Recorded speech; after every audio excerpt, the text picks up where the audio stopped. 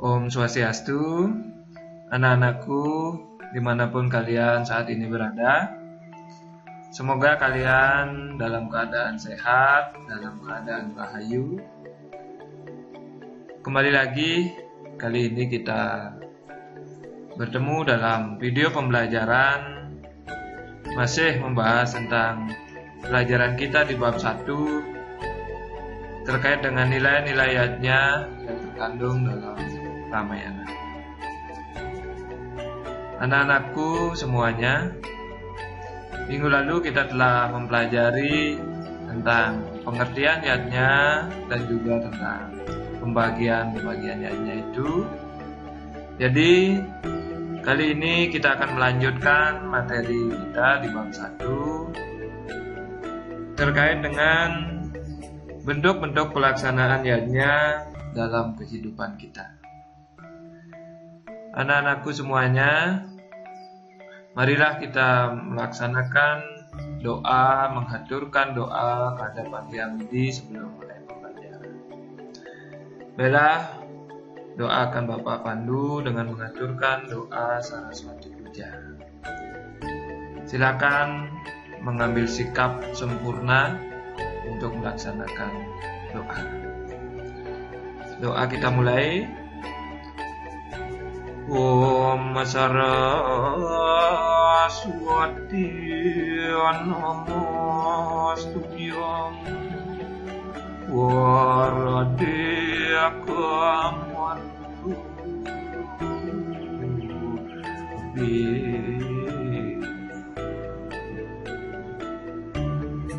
Widyorambang Kadiyasiyami Asidi Arbawatumi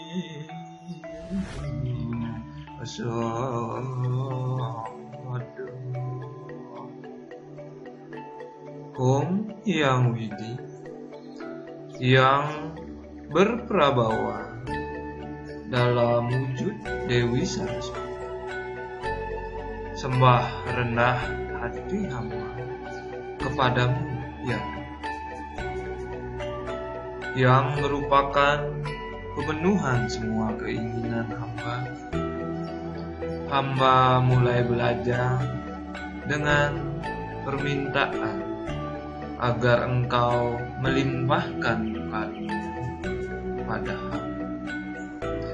Om Santi, Santi, Santi, Om.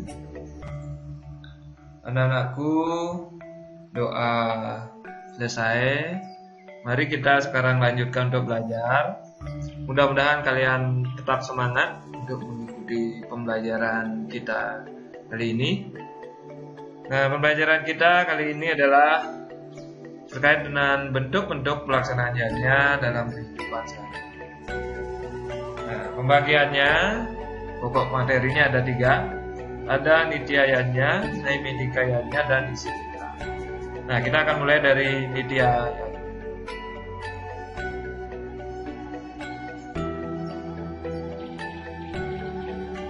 Nah, baik anak-anakku, kita mulai pembelajaran kita. Nah, Nityayanya adalah yatnya yang dilakukan setiap hari. Nah, itu menjadi poin dasar. Seperti halnya, 1, misalnya Tri Sandhya. Nah, Tri Sandhya adalah merupakan bentuk yatnya yang dilaksanakan setiap hari dengan kurun waktu pagi hari, siang, dan sore hari. Kemudian yang kedua, ada yatnya Sesa, atau orang menyebutnya Masaiban. Ada juga yang menyebutnya dengan Ngejot. Itu merupakan yatnya yang dilakukan ke hadapan Sang Hyang Widi atau Tuhan beserta semua manifestasi beliau. Setelah orang atau biasanya ibu-ibu memasak atau sebelum menikmati makanan. Nah, tujuannya tiada lain adalah sebagai ucapan rasa syukur dan terima kasih kita atas segala anugerah yang telah dilimpahkan kepada kita. Itu tujuannya Sesa semuanya. Kemudian yang nomor 3 ada jenana yadnya. Ini merupakan yanya dalam bentuk pengetahuan dengan melalui proses belajar dan mengajar. Jadi, apa yang anak-anak dan Bapak lakukan saat ini, Bapak memberikan pengajaran dan anak-anak belajar, itu juga sudah merupakan sebuah bentuk yanya, yaitu adalah yanya jenana yanya. Itu anak-anakku semua. Baik, kita akan lanjutkan. Anak-anakku sekalian, bentuk yanya yang berikutnya adalah Naimittika yanya. Nah, apa itu Naimittika yanya? Naimittika yanya adalah yanya yang dilakukan pada waktu-waktu tertentu yang sudah terjadwal. Nah, ini ada dasar perhitungannya. Yang pertama, itu berdasarkan perhitungan wara. Itu ada perpaduan antara Triwara dengan Pancawara. Contohnya Kajeng Tiwon. Kemudian ada perpaduan antara Pancawara dengan Sabdawara. Contohnya Budo Wage, Budo Kliwon, Anggaro Kasih atau Anggar Kasih, dan lain sebagainya. Kemudian berikutnya ada berdasarkan perhitungan wuku. Contohnya Galungan, Pagar Wesi, Saraswati, dan juga Kuningan. Kemudian ada yang berdasarkan atas perhitungan sasih. Contohnya Purnama, Tilam, Nyepi, dan Siwaratri atau Siwaratri. Nah, itulah beberapa Naimittika yanya yang digolongkan berdasarkan dasar perhitungannya masing-masing. Ada dalam perhitungan wara, wuku, dan berdasarkan sasih. Baiklah anak-anak, kita lanjutkan. Nah, ada bentuk yanya yang insidental. Nah, yanya yang insidental ini anak-anak semua adalah yanya yang dilaksanakan atas adanya peristiwa atau kejadian-kejadian yang tidak terjadwal, yang sifatnya insidental, dan dipandang perlu melaksanakan yanya di atas kejadian-kejadian tertentu yang dipandang perlu untuk melakukan yanya. Contohnya, misalnya ngaben, nangluk merano, tirta yatra, melukat, dan sebagainya. Nah, itulah beberapa contoh dari pelaksanaan yanya yang insidental. Dan aku kemudian secara kuantitas, yanya dapat dibedakan menjadi 3 ya. Yang nomor 1 secara kuantitas, ada kuantitasnya nista. Itu ada 3 bagiannya lagi. Yang pertama ada kanistaning nista, adalah terkecil di antara yang kecil. Ada madyaning nista yang adalah sedang di antara yang kecil. Yang nomor 3, utamaning nista, adalah terbesar di antara yang kecil. Kemudian yang berikutnya ada tingkatan madya, artinya sedang. Ini juga terdiri atas 3 tingkatan. Yang pertama, nistaning madya, adalah terkecil di antara yang sedang. Kemudian yang kedua, madyaning madya, adalah sedang di antara yang rendah. Kemudian yang nomor 3 ada utamaning madya, adalah terbesar di antara yang sedang. Dan aku Bapak lanjutkan. Yang nomor 3 ada yang disebut dengan utama. Utama ini artinya besar, yang terdiri atas 3 tingkatan juga. Yang pertama ada nistaning utama, artinya terkecil di antara yang besar. Kemudian madyaning utama, artinya sedang di antara yang besar. Ada nomor 3 utamaning utama, artinya yang paling besar. Nah, itulah beberapa tingkatan berdasarkan kuantitas. Kemudian dapat digarisbawahi lebih pertegas bahwa dari materi tadi dan tingkatannya berdasarkan penjelasan tadi, maka diharapkan semua umat hindu pada khususnya dapat melaksanakan yajna sesuai dengan keadaan dan kemampuan yang ada. Jadi semuanya itu disesuaikan dengan kemampuan dan keadaan yang ada, dasar dengan tulus ikhlas. Baiklah anak-anak semuanya, akan lanjutkan. Nah, dalam Bhagavad Gita Adi ayat 17 sloka 13 itu disebutkan Widi hinam astana mantra hinam adaksinam srada wirahitam yajnam tamasam praricaksati, yang artinya ada terjemahan korban suci apapun yang dilakukan tanpa memperdulikan petunjuk kitab suci, tanpa membagikan prasadam atau makanan rohani, tanpa mengucapkan mantra-mantra Weda, tanpa memberi sumbangan kepada para pendeta, dan tanpa kepercayaan, dianggap korban suci dalam sifat kebodohan. Nah, pada sloka Bhagavad Gita tersebut menjelaskan ada 3 pembagian yajna. Isinya tadi dalam sloka itu dilihat dari kualitasnya. Di antaranya anak-anak semua, 1 ada tamasika yajna. Apa tamasika yajna itu?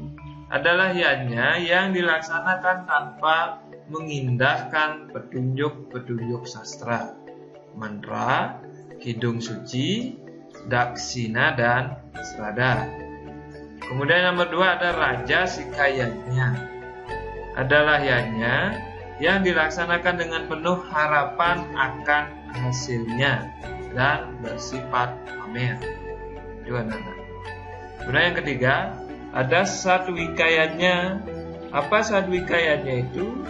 Adalah yajna yang dilaksanakan berdasarkan srada, lascarya, sastra agama, daksina, anasewa, dan nasmita.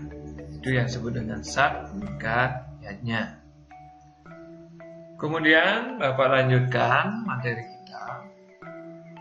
Nah, untuk mewujudkan pelaksanaan yajna yang satwika, ada 7 syarat yang wajib untuk dilaksanakan, yaitu sebagai berikut. Yang nomor 1 ada srada, artinya melaksanakan yajna dengan penuh keyakinan.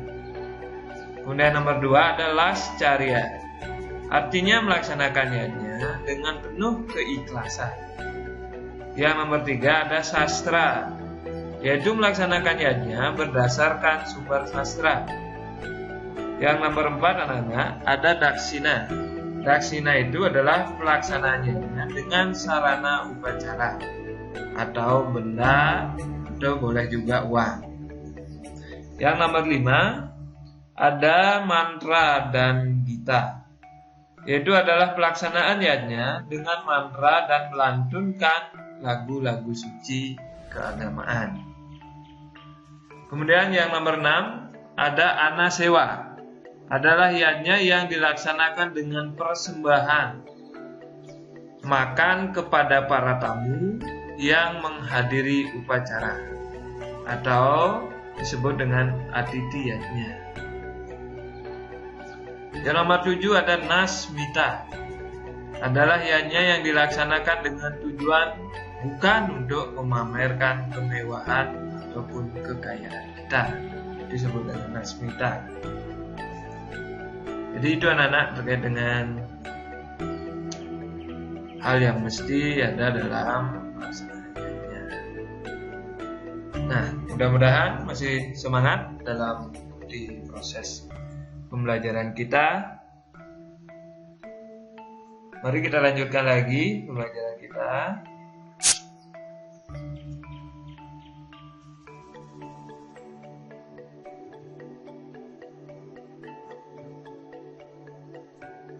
Nah, kita akan masuk sekarang ke cerita ringkas Ramayana. Sinopsis cerita Ramayana. Nah, anak-anakku, kata Ramayana berasal dari bahasa Sanskerta, yaitu dari kata Rama dan Ayana, yang artinya adalah perjalanan Rama. Di Ramayana itu artinya adalah perjalanan Rama, sang Rama. Kemudian epos Ramayana digubah oleh Resi Walmiki, atau disebut juga Resi Balmiki. Ramayana terdapat pula dalam Kasana Sastra Jawa. Jadi dalam sastra Jawa juga diketemukan tentang epos Ramayana dalam bentuk kekawin Ramayana. Bentuknya dalam sastra Jawa itu dalam bentuk kekawin Ramayana, yang sudah sangat populer di kalangan masyarakat Hindu, khususnya di Nusantara. Kemudian ada Ramayana dibagi menjadi 7 kitab atau kanda, yaitu 1 ada Balakanda, nomor 2 ada Ayodhya Kanda, nomor 3 Aranyaka Kanda, nomor 4 ada Kiskenda Kanda, nomor 5 ada Sundara Kanda, nomor 6 ada Yuda Kanda, dan nomor 7 yang terakhir ada Uttara Kanda. Nah, anak-anak semuanya, marilah kita lihat bagian-bagian dari masing-masing kanda ke-7 kitab Ramayana ini. Baik, mari kita lihat. Nah, nomor 1 ada Balakanda. Inilah boleh dicermati gambarnya sebagai penggambaran mewakili Balakanda. Nah, Balakanda dapat sampaikan bahwa di dalamnya menceritakan Sang Dasarata yang menjadi raja di Ayodhya Pura. Sang raja ini mempunyai 3 istri, yaitu Dewi Kausalya, Dewi Kekayi, dan Dewi Sumitra. Dewi Kausalya berputrakan Sang Rama, Dewi Kekayi berputrakan Sang Bharata, lalu Dewi Sumitra berputrakan Sang Laksmana dan Sang Satrughna. Pada suatu hari, Begawan Wiswamitra meminta tolong kepada Prabu Dasarata untuk menjaga pertapaannya. Sang Rama dan Laksmana pergi membantu mengusir para raksasa yang mengganggu pertapaan. Lalu, atas petunjuk para Brahmana, maka Sang Rama pergi mengikuti Sayembara di Weda dan mendapatkan Dewi Sita sebagai istrinya. Nah, itulah beberapa kisah-kisah yang mungkin dapat mewakili isi keseluruhan Balakanda. Kemudian kita lanjutkan yang nomor 2, Ayodhya Kanda. Nah, ini adalah beberapa gambaran yang mungkin dapat mewakili kitab Ayodhya Kanda, yaitu adalah Ayodhya Kanda ini adalah kitab yang kedua dari Ramayana yang menceritakan Sang Dasarata yang akan menyerahkan kerajaan kepada Sang Rama. Tetapi dihalangi oleh Dewi Kekayi. Katanya, beliau pernah menjanjikan warisan kerajaan kepada anaknya. Maka Sang Rama disertai oleh Dewi Sita dan Laksmana pergi mengembara masuk ke dalam hutan selama 14 tahun. Dan anakku, Pak lanjutkan, setelah mereka pergi, maka Prabu Dasarata meninggal karena sakitnya. Itu isi singkat dari Ayodhya. Nah, kemudian yang ketiga ada Aranyaka Kanda.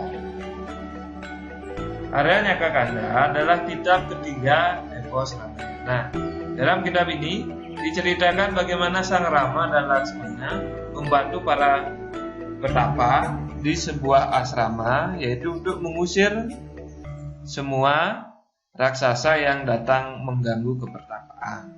Jadi itu adalah inti dari beberapa cerita pokok yang mewakili Aryanyakakanda. Kemudian lanjutkan. Nomor 4 ada Kiskendakanda. Nah, Kiskendakanda ini menceritakan bagaimana Sang Rama amat berduka cita akan hilangnya Dewi Sita.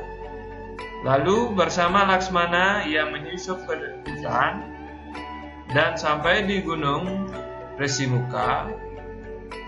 Maka di sana berkelahilah Sang Kera, dijumpai Sang Kera berkelahi, yaitu antara Subali melawan Sugriwa. Mereka adalah dua bersaudara.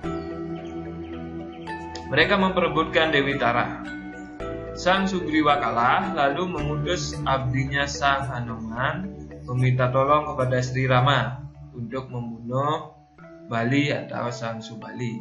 Rama setuju dan si Subali pada akhirnya mati. Kemudian kanda yang nomor 5 adalah Sundarakanda. Sundarakanda ini diceritakan dalam kitab Sundarakanda bagaimana Sang Hanuman datang ke Alankapura mencari tahu akan keadaan Dewi Sita.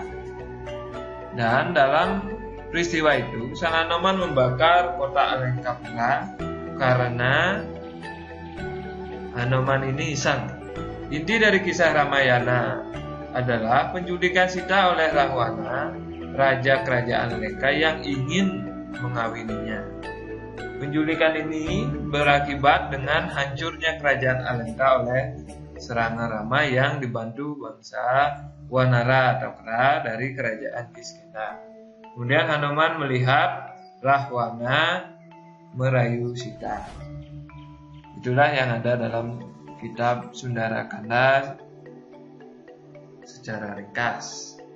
Jadi kita lanjutkan. Nomor 6 ada Yudakanda.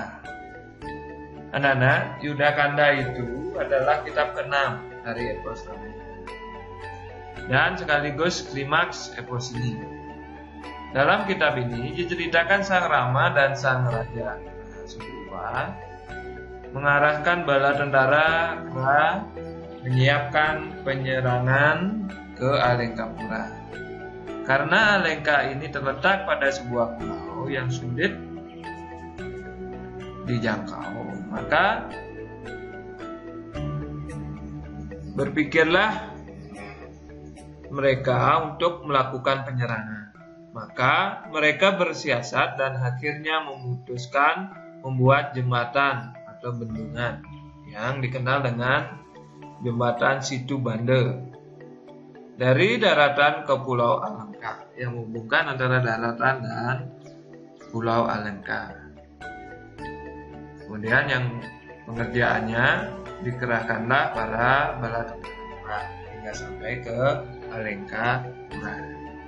Kemudian kita lanjutkan anak-anak ke kanda yang terakhir, yaitu kanda ke-7.